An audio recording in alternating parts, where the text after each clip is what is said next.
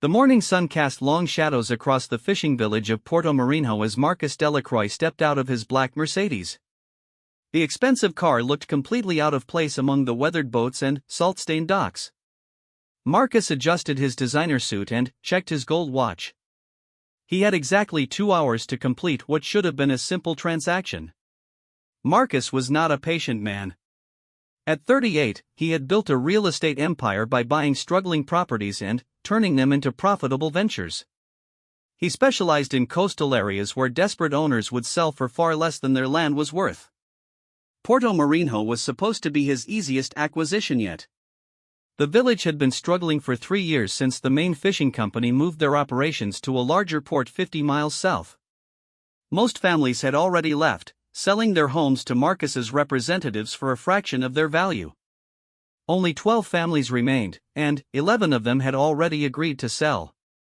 There was just one holdout preventing Marcus from demolishing the entire village to build his luxury resort. Old fisherman Eduardo Santos owned the most valuable piece of property in the village, a strip of beachfront land with a small house and a dock that jutted into the deepest part of the harbor. Marcus had offered Eduardo 3 times the property's assessed value, then 5 times, then 10 times. Each offer was refused with the same polite but firm response: "This land has been in my family for 6 generations. It is not for sale." Marcus walked down the cobblestone path toward Eduardo's house, his leather shoes clicking against the worn stones. The morning air smelled of salt and seaweed, a scent that reminded Marcus why he preferred the city. He had tried sending lawyers, real estate agents, and even local officials to convince Eduardo to sell. Nothing had worked. Today, Marcus planned to handle the situation personally. Eduardo's house was small but well-maintained. The white walls were freshly painted, and colorful fishing nets hung neatly along the side of the building. A wooden sign above the door read "Santos Family EST 1847" in faded blue letters. Marcus knocked on the heavy wooden door and waited. The door opened to reveal a man in his 70s with deep-set brown eyes and hands roughened by decades of handling fishing nets and boat ropes. Eduardo Santos was shorter than Marcus had expected, but there was something about his presence that made Marcus unconsciously straighten his posture. "Mr. Delacroix," Eduardo said in accented English. "I was wondering when you would come yourself. Mr. Santos. Thank you for agreeing to meet with me." Marcus smiled his practiced business smile. "May I come in?" Eduardo stepped aside and gestured for Marcus to enter. The interior of the house was simple but comfortable. Family photographs covered one entire wall, showing generations of Santos men and women standing beside fishing boats, holding up their catches, or celebrating at village festivals. The furniture was old but well cared for, and everything was spotlessly clean. "Please, sit," Eduardo said, indicating a chair at a small wooden table. "Would you like coffee?" "That's very kind, but I don't have much time." Marcus remained standing, a subtle power move he had perfected over years of negotiations. "I'm sure you know why I'm here." Eduardo poured himself a cup of coffee from a pot on the stove and sat down at the table. "Yes, I know. You want to buy my home." "I want to buy your property, yes. And I'm prepared to make you an offer that I believe you'll find very attractive." Marcus reached into his briefcase and pulled out a folder. 25 times the assessed value of your land. In cash. You could buy a beautiful home anywhere in the country with this money. Eduardo took a sip of his coffee and looked at Marcus with calm eyes. "Mr. Delacroix, I have told your people many times. This property is not for sale." Marcus felt his jaw tighten. He was used to resistance in negotiations, but it usually crumbled when he showed up with enough money. "Mr. Santos, I understand this property has sentimental value. But please think practically. This village is dying. In 5 years, there will be nothing left here. Your neighbors have all made smart decisions and moved on with their lives." "My neighbors made the decisions they felt were best for their families," Eduardo replied. "I respect their choices. But my choice is to stay." Marcus set the folder on the table and opened it, revealing documents and photographs of the proposed resort. Look at this, Mr. Santos. This development will bring jobs and prosperity to this area. Tourism, restaurants, shops, it will revitalize the entire region. Eduardo glanced at the papers but didn't pick them up. Jobs for who? The young people from this village have already left. The jobs you speak of will go to strangers who will come here, work for a few months, and leave again. That's not necessarily true, Marcus said, though he knew Eduardo was probably right. And, regardless, this development is happening whether you participate or not. I own 95% of the village. I can build around your property if necessary, but it won't be pleasant for you. Construction noise, dust, loss of privacy, is that really how you want to spend your final years? For the first time, Eduardo's expression hardened slightly. Are you threatening me, Mr. Delacroix? Marcus raised his hands in a gesture of innocence. Not at all. I'm simply explaining the reality of the situation. You can be part of this progress and benefit from it, or you can fight it and make yourself miserable in the process. Eduardo stood up and walked to the window that faced the harbor. His small fishing boat bobbed gently at the dock, painted bright blue with Maria Santos written in white letters on the side. Mr. Delacroix, do you see that boat? Marcus joined him at the window. Yes. It belonged to my grandfather, then my father, then me. I named it after my late wife. Every morning for 40 years, I have walked down to that dock and taken that boat out to catch fish. My father did the same thing, and his father before him. This is not just property to me. It is my history, my identity, my purpose. Marcus felt his patience wearing thin. This old man was standing in the way of a $50 million development over sentimental nonsense. Mr. Santos, I appreciate that you have emotional attachments to this place. But emotions don't pay bills. Emotions don't secure your future. My future is secure, Eduardo said quietly. I have enough money to live comfortably for the rest of my days. I have my health, my boat, and my memories. What more does a man need? Marcus stared at Eduardo in disbelief. In his world, there was always more to want: more money, more property, more success. The idea that someone could be satisfied with so little was foreign to him. Mr. Santos, let me be frank with you. I've been more than generous with my offers. I've been patient and respectful. But this project is going to happen, and you can either benefit from it or be crushed by it. Eduardo turned from the window and looked directly at Marcus. Now you sound like the man I expected you to be. Marcus felt heat rising in his face. This old fisherman was treating him like some kind of villain when he was offering him a fortune for a piece of worthless land. I'm trying to help you, Mr. Santos.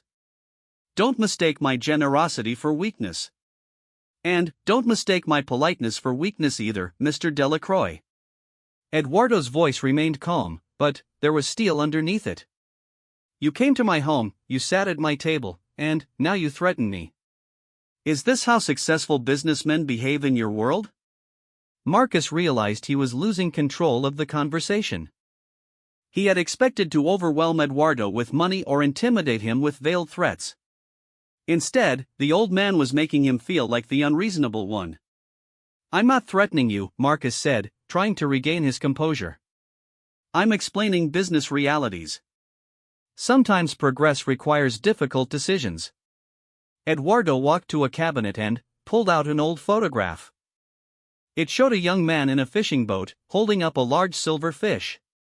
The man looked remarkably like Eduardo, but the photograph was clearly decades old. This is my father, Eduardo said, showing Marcus the picture. He built this dock with his own hands when he was 25 years old. Every plank of wood, every nail. He did it so that his children and grandchildren would have a place to fish, a way to make a living from the sea. Marcus glanced at the photograph but didn't really look at it. That's very touching, Mr. Santos, but he died defending this village during the war, Eduardo continued. German submarines were attacking fishing boats along this coast. My father could have taken his family and fled inland like many others did. Instead, he stayed and helped organize the local resistance. He was killed in 1943 when he was only 32 years old. Marcus shifted uncomfortably. He hadn't come here for a history lesson. "I'm sorry for your loss, but you don't understand," Eduardo said, putting the photograph back in the cabinet. "This land is not just my property. It is my responsibility. I am the keeper of my family's legacy, their sacrifices, their dreams. I cannot sell what does not truly belong to me alone." Marcus felt his last reserves of patience evaporating. This old man was being completely unreasonable. Eduardo was standing in the way of progress, jobs, and economic development because of some romantic notion about family legacy. "Mr. Santos, with all due respect, your father is dead. Your grandfather is dead. They can't benefit from your stubbornness. But you can benefit from my offer. You can ensure your own comfort and security for the rest of your life." Eduardo's eyes flashed with something that might have been anger, but his voice remained controlled. "Mr. Delacroix, I think our conversation is finished." Marcus couldn't believe what he was hearing. He had just offered this man enough money to live like a king, and Eduardo was dismissing him like an unwanted door-to-door salesman. "Mr. Santos, please be reasonable. Think about what you're giving up." "I have thought about it," Eduardo interrupted. "For 3 years, ever since your company first contacted me, I have thought about little else. My answer has not changed, and it will not change. This property is not for sale." Marcus stared at Eduardo for a long moment, trying to find some crack in the old man's resolve. He saw none. Eduardo Santos stood in his simple living room like an immovable mountain, polite but absolutely unyielding. "You're making a mistake," Marcus said finally. "Perhaps," Eduardo replied. "But it is my mistake to make." Marcus gathered his papers and stuffed them back into his briefcase. "This isn't over, Mr. Santos." Eduardo opened the front door and stood beside it. "Yes, Mr. Delacroix. It is." Marcus walked out of the house and down the cobblestone path toward his Mercedes. Behind him, he heard Eduardo's door close with a soft but final click. Marcus got into his car and sat for a moment, staring back at the small White House. In 30 years of business, Marcus had never failed to close a deal when he was personally involved in the negotiations. There had to be another way to convince Eduardo Santos to sell. There had to be some pressure point, some vulnerability that Marcus could exploit. As he started his car and drove away from Puerto Marinho, Marcus was already planning his next move. Eduardo Santos might think he had won this round, but Marcus Delacroix did not accept defeat. He would find a way to get that property, no matter what it took. 3 weeks after his failed meeting with Eduardo Santos, Marcus Delacroix sat in his downtown office reviewing legal documents with his attorney, Richard Hartwell. The office occupied the entire top floor of a 30-story building, with floor-to-ceiling windows offering a panoramic view of the city. Marcus had designed the space to intimidate visitors and reinforce his image of success and power. "The environmental impact study is going to be a problem," Richard said, adjusting his wire-rimmed glasses as he read through a thick folder. "The Coastal Protection Agency is raising questions about buildings so close to the water. They're concerned about erosion and the impact on local marine life." Marcus drummed his fingers on his massive mahogany desk. "How long will that delay us?" "Could be 6 months, maybe longer. And that's assuming we can satisfy their concerns." Richard closed the folder and looked at Marcus. "There's another issue. The Historical Preservation Society is claiming that several buildings in the village have cultural significance. They're pushing for landmark status." Marcus felt his jaw clench. "What buildings?" "The old church, the village square, and..." Richard consulted his notes. "Santos family home and dock." Apparently, some historian discovered that the Santos family has been continuously operating a fishing business from that location since the 1840s. The Preservation Society considers it an important example of traditional Portuguese fishing culture. Marcus stood up abruptly and walked to the window. Below him, the city bustled with traffic and construction cranes. Everything was movement, progress, growth. The idea that some old fisherman's shack could be considered worth preserving struck him as absurd. Can we fight the landmark designation? We can try, but it will be expensive and time-consuming. And it might not work. The Preservation Society has some influential supporters. Marcus turned back to Richard. Who's behind this? The Preservation Society doesn't just randomly discover fishing villages. Richard hesitated. I did some digging. It seems Eduardo Santos contacted them himself. He provided historical documents, family records, photographs going back 6 generations. He's been building a case for preservation for the past 2 years. Marcus felt a surge of anger. Eduardo Santos wasn't just some stubborn old man clinging to his property. He was actively working to sabotage the entire development. This was war. What about eminent domain? Marcus asked. Can the city force him to sell? Unlikely. The property doesn't qualify for public use provisions, and the city council isn't interested in helping private developers seize land. Especially not after that scandal in Riverside 2 years ago. Marcus remembered the scandal. A city councilman had been caught taking bribes from developers who wanted to use eminent domain to acquire waterfront property. The resulting investigation had sent 3 people to prison and made politicians very cautious about helping private development projects. There has to be something else we can do. Richard gathered his papers and stood up. Marcus, maybe it's time to consider modifying the project. You could build around Santos's property. It would be more expensive and complicated, but it's doable. Marcus stared at Richard in disbelief. Build around it? Do you know what this property is worth? Do you understand the profit margins we're talking about? I understand the profit margins, and I also understand the legal risks. Santos isn't going to sell, and we're running out of legitimate ways to pressure him. If you push too hard, you could end up facing harassment charges or worse. Marcus dismissed Richard with a wave of his hand. I'll handle Eduardo Santos. You focus on the environmental and historical issues. After Richard left, Marcus sat alone in his office, staring out at the city. He had built his empire by being smarter, more determined, and more ruthless than his competitors. Eduardo Santos might have outmaneuvered him in the first round, but Marcus was far from finished. He picked up his phone and dialed a number he had memorized but rarely used. The call was answered on the second ring. Tony Reyes. Tony, it's Marcus Delacroix. I need to see you. When? Tonight. 8 o'clock. The usual place.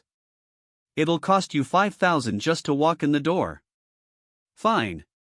Marcus hung up the phone and leaned back in his chair. Tony Reyes was what people politely called a problem solver. He specialized in situations that couldn't be handled through normal legal or business channels. Marcus had used Tony's services 3 times over the past decade, and each time the results had been exactly what Marcus needed. That evening, Marcus drove to a small restaurant in the industrial district. The place looked like a typical family diner from the outside, but the back room served as Tony's unofficial office. Marcus parked behind the building and entered through the rear door. Tony Reyes was waiting for him in a booth at the back of the room. He was a thin man in his 50s with graying hair and eyes that seemed to calculate the value of everything they looked at.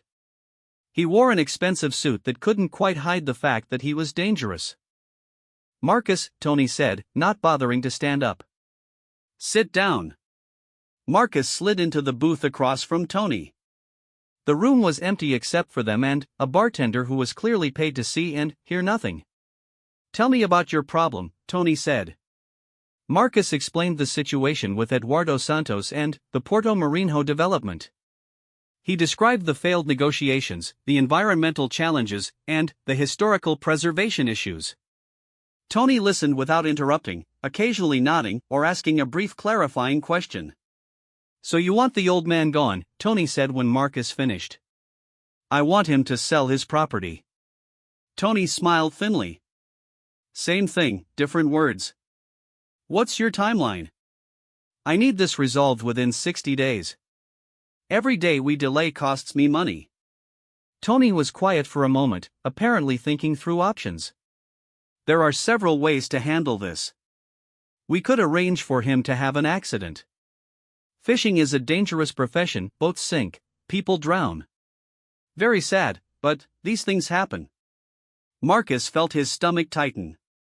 He had expected Tony to suggest something underhanded, but not outright murder. That's not what I want. No? Then, we could arrange for some health problems. Old fishermen sometimes develop respiratory issues from years of breathing sea air. Might need to move inland for medical reasons. I don't want him hurt. Tony leaned back and studied Marcus with amusement. You want results, but you don't want to pay the price for results. That's not how this works.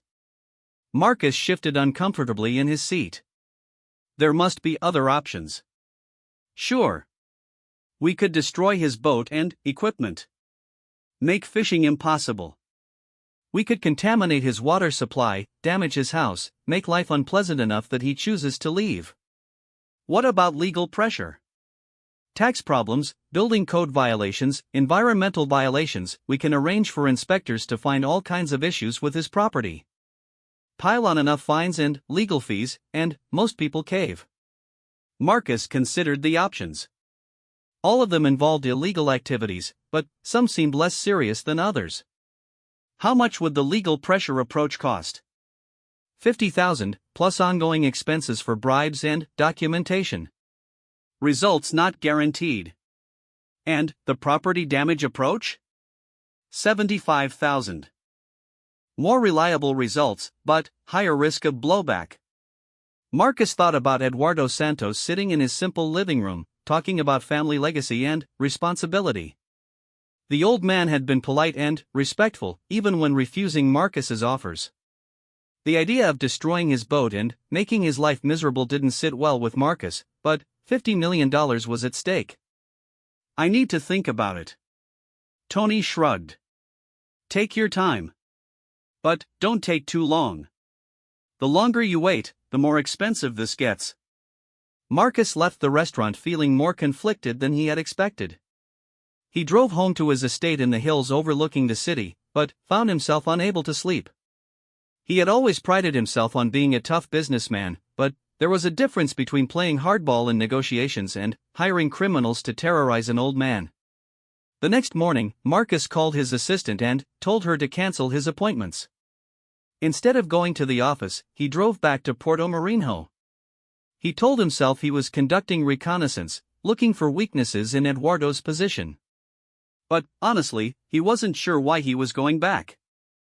The village looked even more deserted than it had 3 weeks earlier. 2 more families had apparently moved away, leaving their houses empty and boarded up. The only signs of life came from Eduardo's property, where laundry hung on a clothesline and smoke rose from the chimney. Marcus parked his car and walked down to the harbor. Eduardo's boat was tied at the dock, and Eduardo himself was sitting on a wooden crate, mending fishing nets. He looked up when he heard Marcus approaching. Mr. Delacroix, Eduardo said with the same polite tone he had used before. I did not expect to see you again. Marcus stood at the edge of the dock, unsure of what to say. I was in the area. Thought I'd stop by and see how you're doing. Eduardo set down his needle and thread. I am doing well, thank you. The fishing has been good this week. Marcus looked at Eduardo's small boat and worn equipment. Don't you ever get lonely out here? With all your neighbors gone? Sometimes, Eduardo admitted. But loneliness is not the worst thing a man can experience. Marcus thought about his own life, his empty mansion, his sequence of failed relationships, his days filled with meetings about money and property, but nothing that really mattered.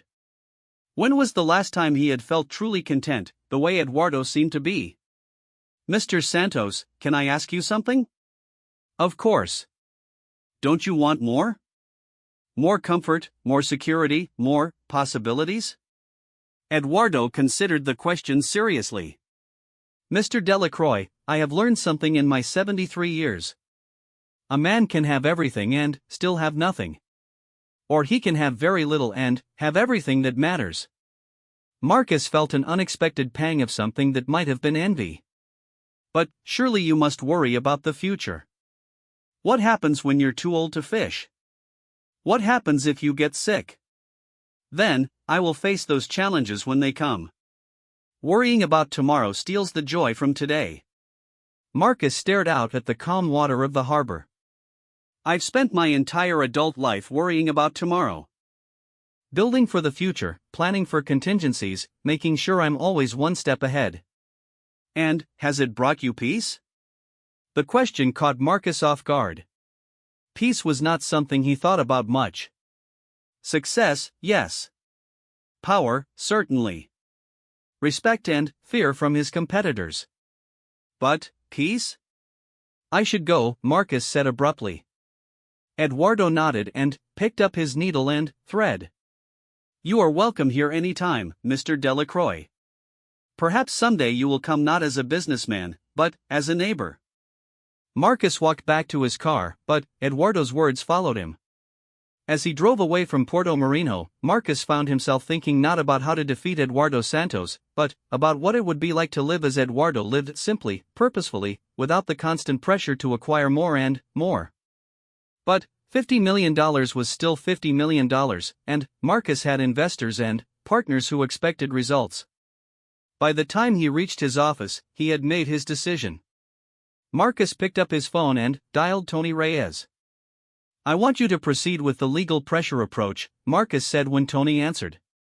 But, I want it done gradually. Start small and build up the pressure over time. Smart choice. Transfer the $50,000 to my account, and I'll get started immediately.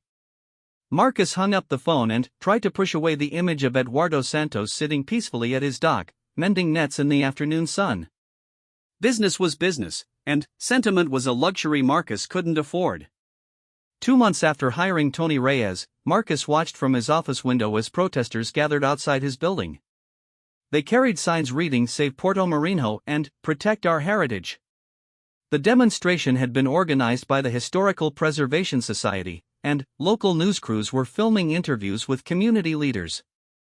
The legal pressure campaign against Eduardo Santos had backfired spectacularly.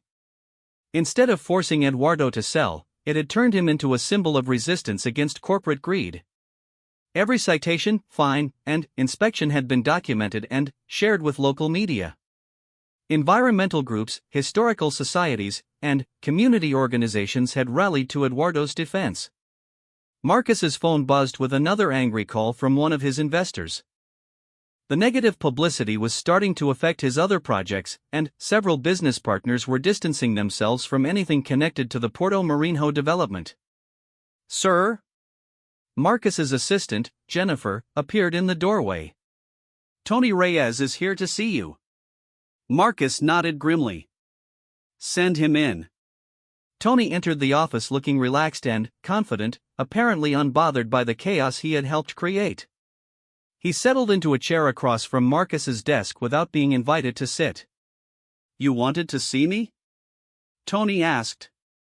I wanted to see you? You're the one who requested this meeting. Tony smiled. You're right. I wanted to discuss expanding our operation. The Santos situation has become more complicated, but that just means we need to escalate our approach. Marcus felt a knot forming in his stomach. What do you mean, escalate? The old man has more support than we anticipated. Local politicians, environmental groups, even some federal agencies are taking an interest in his case. The small-scale harassment isn't going to be enough. So what are you suggesting? Tony leaned forward. We go back to my original recommendations.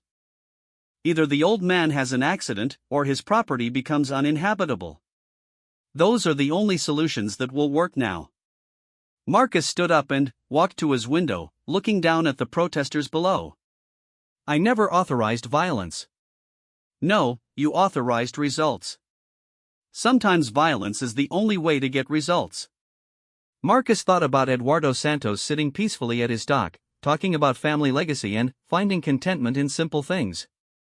The idea of harming Eduardo made Marcus feel sick, but the alternative was losing everything he had worked for.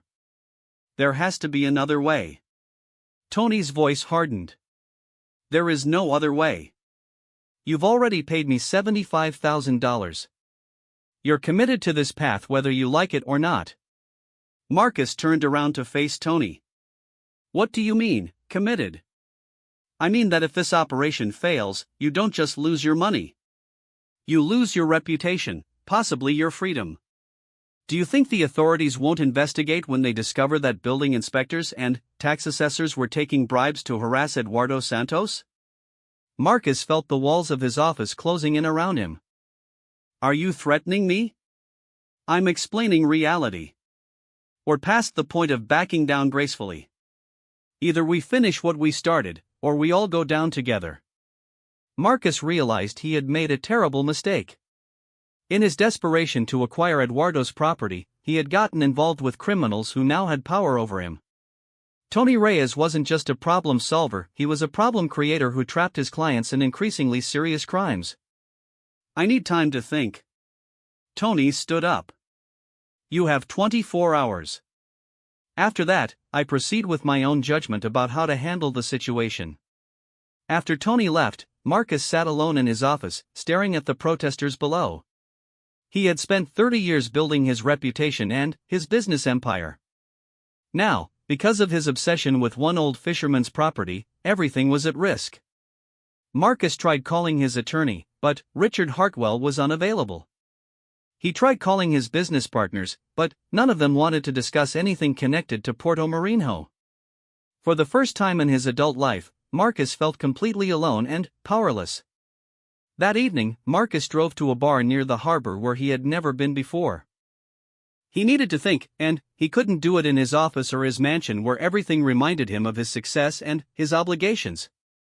The bar was small and dimly lit, filled with working people who didn't recognize him or care about his problems.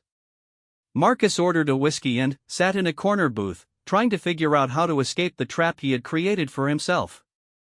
You look like a man with troubles. Marcus looked up to see an elderly woman sitting across from him. She was small and weathered, with silver hair and kind eyes. She wore a simple dress and a hand-knitted sweater. I'm sorry, do I know you? No, but I know you. You're Marcus Delacroix, the man who's trying to steal Eduardo Santos's home. Marcus felt his face flush. I'm not trying to steal anything. I'd made generous offers to buy his property. The woman smiled sadly. Generous offers backed by harassment, fines, and intimidation. Yes, very generous indeed. Marcus started to stand up. I don't have to listen to this. No, you don't, the woman agreed. But, you might want to. My name is Maria Gonzalez. I lived in Puerto Marinho for 60 years before your company forced me to sell my home. Marcus sat back down, feeling ashamed but curious. I'm sorry if the transition was difficult for you. Difficult? Maria laughed, but there was no humor in it. Mr. Delacroix, you destroyed a community that had existed for 2 centuries. You scattered families that had lived and worked together for generations. You turned a living village into a ghost town. Marcus found himself unable to meet Maria's eyes. Progress is sometimes painful. But the development will bring jobs and economic growth to the region. Jobs for strangers. Growth that benefits investors, not local families. Maria leaned forward. Do you know what Eduardo Santos did when I was forced to leave my home? Marcus shook his head. He gave me enough money to buy a small apartment in the next town. He helped me move my belongings and made sure I had everything I needed. Eduardo Santos is not just defending his own property, Mr. Delacroix. He is defending the memory and dignity of our entire community. Marcus felt something crumble inside him. I didn't know. Of course you didn't. You never bothered to learn who we were or what our homes meant to us. You saw only empty land and profit potential. Maria reached into her purse and pulled out an old photograph. It showed the village square during a festival, filled with families dancing and celebrating. Eduardo Santos was in the center of the picture, younger but recognizable, spinning a woman in a white dress. That's Eduardo dancing with his wife Carmen at the village's annual festa.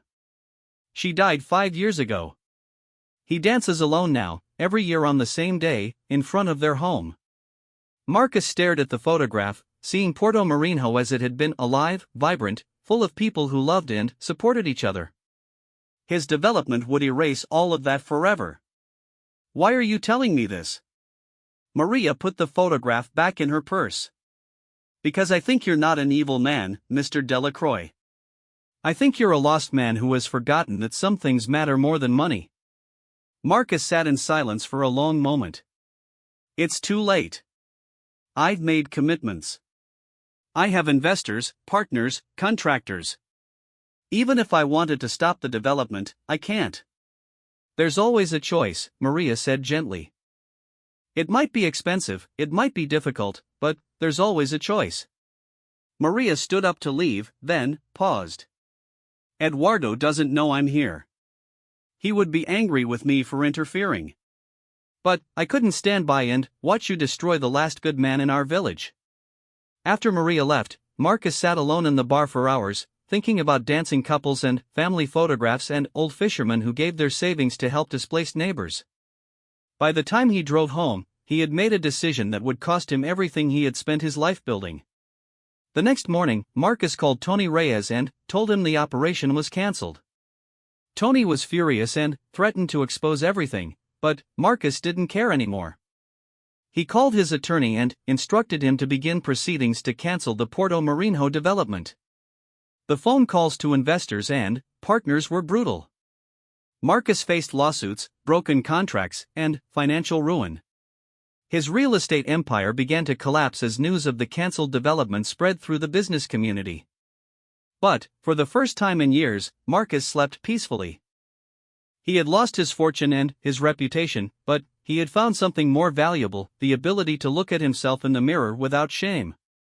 3 days after cancelling the development, Marcus drove to Puerto Marinho one final time. He parked near Eduardo's house and walked down to the dock where the old fisherman was preparing his nets for the morning catch. Mr. Delacroix, Eduardo said, looking surprised. I heard about your decision to cancel the development. I wanted to thank you. Marcus shook his head. Don't thank me. I should be thanking you. For what? Marcus looked out at the calm water of the harbor, where seabirds dove for fish and Eduardo's blue boat waited patiently at the dock. For showing me what really matters. Eduardo studied Marcus's face and saw something different there, a piece that hadn't been there before. What will you do now? Marcus smiled for the first time in months. I have no idea. But I think that might be exactly what I need. As Marcus drove away from Puerto Marinho for the last time, he saw Eduardo in his rearview mirror, standing at the end of the dock with his nets in his hands, silhouetted against the rising sun.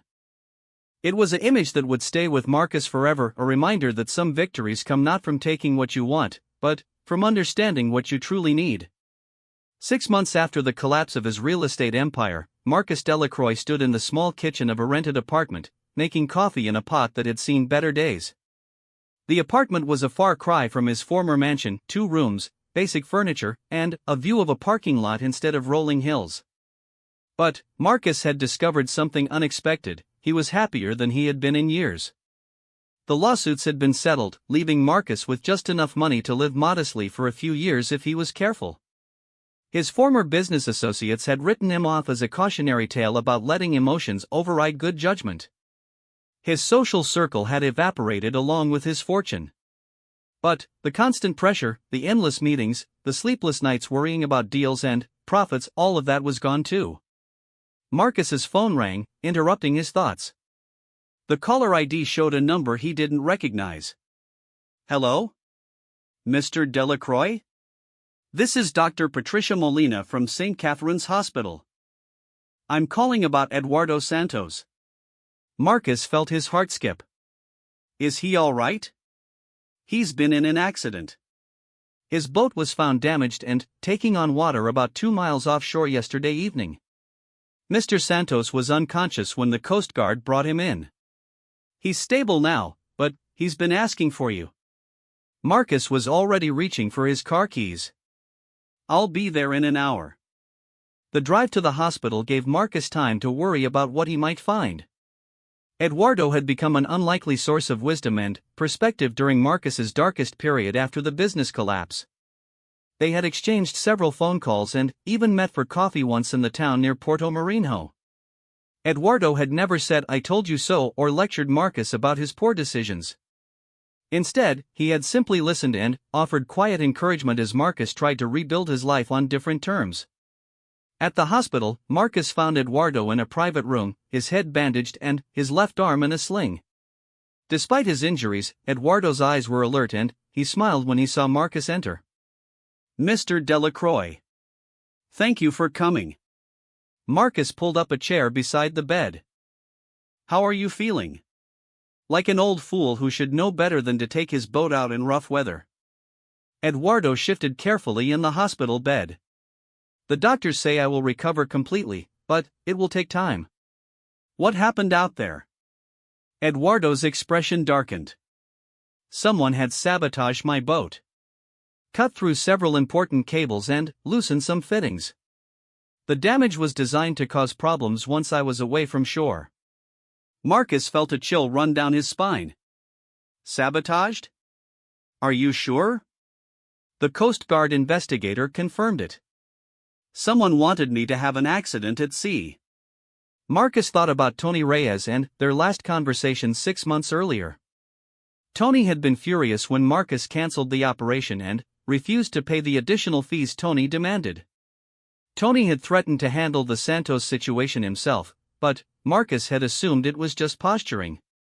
"Eduardo, I think I know who did this." Marcus explained about Tony Reyes and the escalating pressure campaign that had been planned before Marcus called everything off. He told Eduardo about Tony's threats and his demand for additional payment. "I thought it was over," Marcus said. "I thought canceling the development would end everything." Eduardo listened without interruption, his expression growing more serious. When Marcus finished, Eduardo was quiet for a long moment. "This man, this Tony Reyes, he is dangerous?" "Very dangerous. And he has no reason to stop now. With the development cancelled, he has nothing to lose and everything to gain by eliminating you as a witness to his previous activities." Eduardo closed his eyes and leaned back against his pillow. "I see.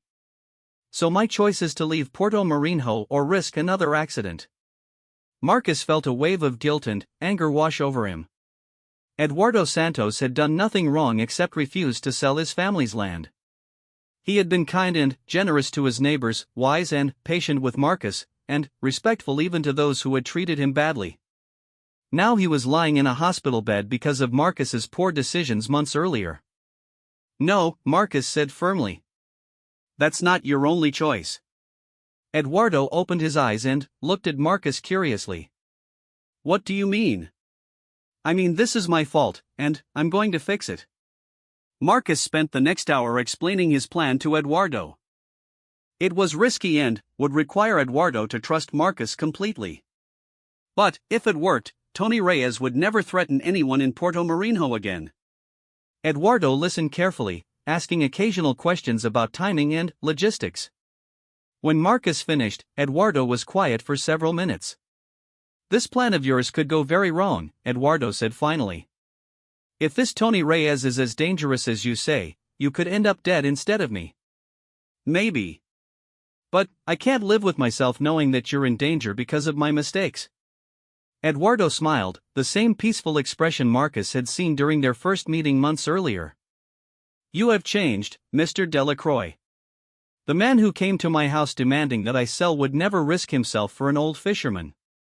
Marcus felt something shift inside him, a recognition of how different he had become. "Maybe you're right. Maybe I needed to lose everything to find out who I really am." "And who are you?" Marcus thought about the question seriously. "Someone who wants to do the right thing, even if it's difficult or dangerous." Eduardo extended his uninjured hand to Marcus. "Then, I accept your help. And, I forgive you for the troubles you brought to my village." Over the next 3 days, Marcus and Eduardo worked with local police to set up an elaborate trap for Tony Reyes. Eduardo would return to his home in Puerto Marinho and resume his normal fishing routine, but the boat would be equipped with tracking devices and waterproof cameras. Undercover police officers would be positioned around the village, and the Coast Guard would monitor Eduardo's movements whenever he went out to sea. Marcus's role was to contact Tony Reyes and arrange a meeting, supposedly to discuss payment for completing the original operation. Marcus would wear a wire and try to get Tony to admit to sabotaging Eduardo's boat and planning further violence. The meeting was set for a restaurant in the city, the same place where Marcus had first hired Tony 6 months earlier. Marcus arrived early and took a seat in the back room, his hands sweating as he adjusted the nearly invisible recording device the police had provided. Tony entered exactly on time, looking calm and confident as always. He slid into the booth across from Marcus and ordered a drink from the bartender. "So," Tony said once they were alone. "Ready to finish what we started?" Marcus forced himself to remain calm. "First, I want to know what happened to Eduardo Santos last week." Tony smiled. "Let's just say the old man had some boat trouble. Nothing fatal, unfortunately, but it sent a clear message. You could have killed him. That was the point. Next time, I won't leave anything to chance." Marcus felt sick, but he pressed on. "What exactly are you planning?" Tony leaned forward and lowered his voice. "Fishing is a dangerous profession, especially for old men who go out alone. Accidents happen. Boats sink. Bodies are never found. And then, what? Then, his property goes to his next of kin, who will be much more reasonable about selling than the old man was. I've already identified his nephew in Lisbon, a young man with debts and expensive tastes. He'll take our offer gladly." Marcus realized that Tony had been planning Eduardo's murder for months, waiting for the right opportunity to make it look accidental. The boat sabotage had been just the first attempt. "When?" Marcus asked. "Tomorrow night. Eduardo Santos takes his boat out every Friday to check his nets. This Friday will be his last trip." Marcus struggled to keep his voice steady. "What do you need from me?" "Payment. The full amount we agreed on originally, plus a bonus for the additional complications. $200,000. That's a lot more than we discussed." Tony's expression hardened. "The price has gone up because you created problems by backing out. You made this more difficult and more dangerous for everyone involved." Marcus nodded as if considering the demand. "I'll need a few days to get that much cash together." "You have until tomorrow afternoon. Transfer the money to my account, or I proceed without your cooperation and you become a liability that needs to be eliminated." Tony stood up to leave, then paused. "Oh, and, Marcus? Don't even think about involving the authorities. I have enough evidence of your involvement in the harassment campaign to send you to prison for a long time." After Tony left, Marcus sat in the empty back room for several minutes, making sure the recording device had captured everything. The conversation had been even more damaging to Tony than the police had hoped. Not only had Tony admitted to sabotaging Eduardo's boat, but he had explicitly described his plan to murder Eduardo and detailed his extortion scheme against Marcus. The next evening, police arrested Tony Reyes at his apartment as he prepared to leave for Puerto Marinho. They found weapons, explosives, and detailed plans for destroying Eduardo's boat while making it look like an accident. Tony's computer contained evidence of multiple similar operations against other victims over the past decade. The arrest made headlines in the local newspapers, with particular attention paid to the collaboration between Marcus Delacroix and the police that had led to Tony's capture. For the first time in months, Marcus found himself in the news for something positive. A week after Tony's arrest, Marcus drove to Puerto Marinho to visit Eduardo, who had fully recovered from his injuries. He found the old fisherman sitting on his dock, not mending nets this time but carving something from a piece of driftwood. "Mr. Delacroix," Eduardo said, looking up from his work. I was hoping you would come. Marcus sat down beside Eduardo on the wooden dock. How are you feeling? Much better. And much safer, thanks to you. Eduardo held up the piece of wood he had been carving. It was a small trident, carved with intricate detail and polished to a smooth finish. I wanted to give you this. Marcus examined the carved trident. It was beautiful work, clearly the product of many hours of careful effort. What is it? A symbol. In the old days, fishermen carried silver tridents for protection at sea. They believed the trident would guide them safely home and protect them from those who meant them harm.